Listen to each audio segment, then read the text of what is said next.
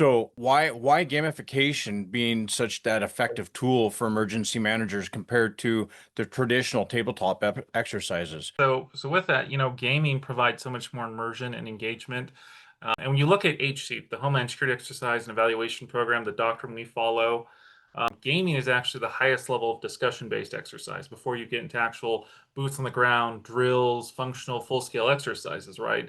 The problem is that no one had ever figured out how do we do gaming in an effective and efficient way? How do we do gaming to provide realistic feedback to really learn from it, right?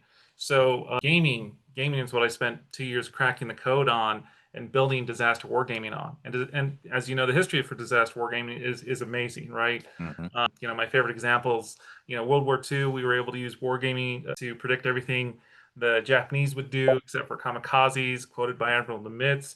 1958, before the Cuban Missile Crisis, they used wargaming to develop the policy, the plan, right, that would go on to be used for how they handled the Cuban Missile Crisis. So there's just so much great history, and even today, right? Wargaming, in the defense intelligence communities, a huge component of their training, education, but also preparing real life campaigns for understanding consequences.